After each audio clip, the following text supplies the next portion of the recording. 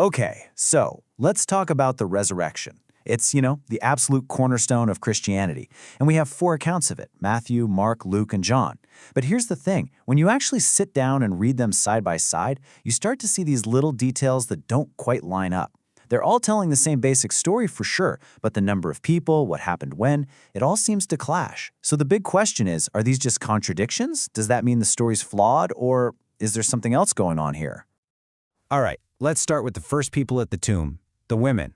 If you read the Gospel of John, it really focuses on Mary Magdalene. It kind of sounds like she went all by herself. But then you flip over to Matthew, and he says there were two women. Mark, he names three.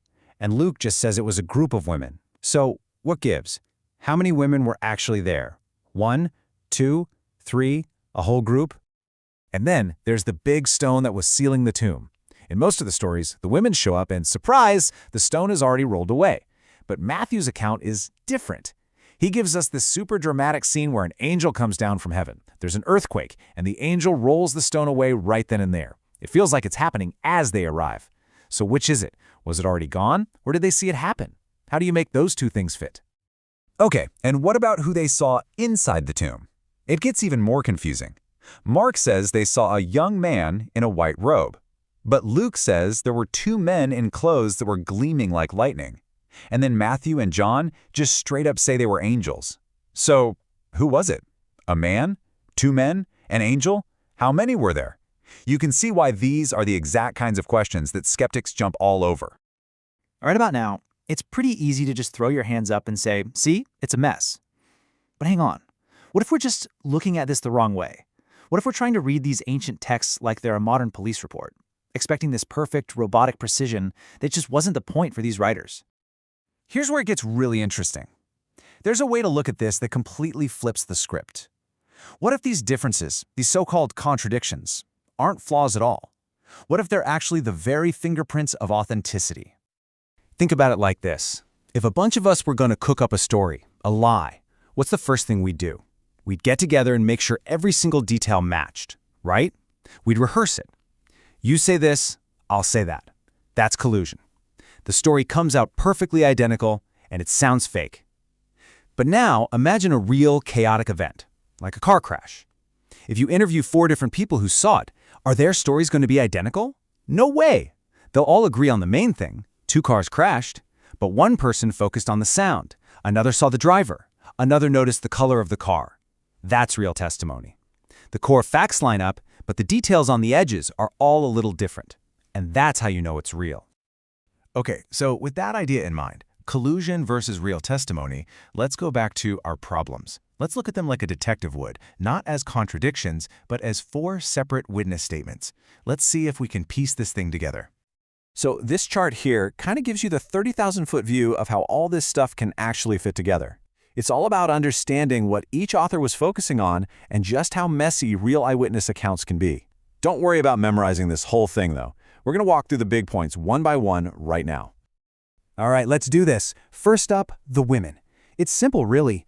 No gospel actually says Mary was the only one there. John just chooses to focus his camera, so to speak, on her. In fact, she even says, we don't know where they have put him. See? We, plural. It was a group, and different writers just highlighted different people. Okay, next, the stone. This is a big one. They all agree the stone was already gone when the women got there. What Matthew does is he gives us a little flashback.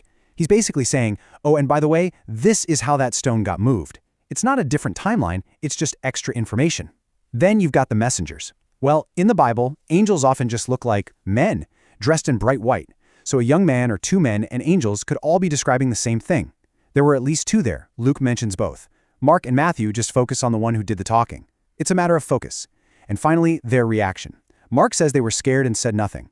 Other Gospels say they ran and told the disciples. Is that a contradiction? No, it's a natural sequence of events. First you're in shock and you're silent. Then, once it sinks in, you run and tell somebody. It makes perfect sense. Okay, so we've spent all this time on the differences, and we've seen how they can actually fit together. But now let's talk about what's even more powerful. Let's talk about what all 4 accounts agree on.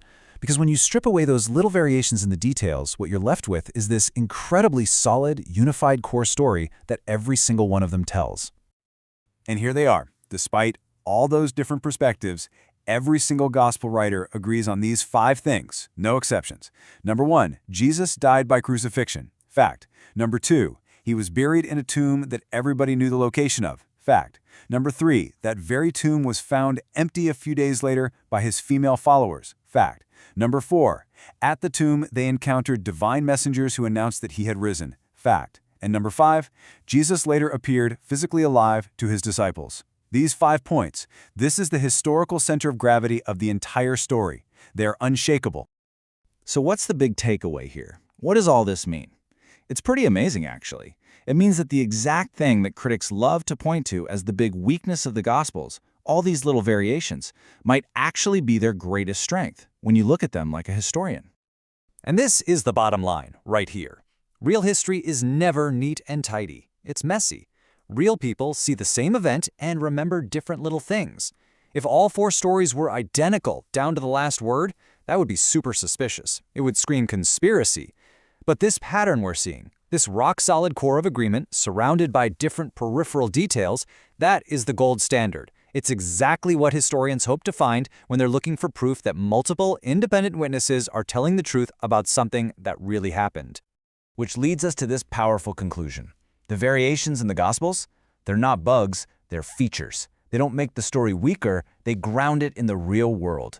They are the messy, beautiful fingerprints of authenticity, left behind by real people trying to describe the most incredible thing they had ever seen. So I'll just leave you with this question. We live in a world that wants everything to be perfect, neat, tidy. All the stories have to line up exactly. But maybe, just maybe, when it comes to real history, when it comes to real human testimony, it's the little variations, the imperfections, that are the clearest sign that we're dealing with something that is profoundly and undeniably real.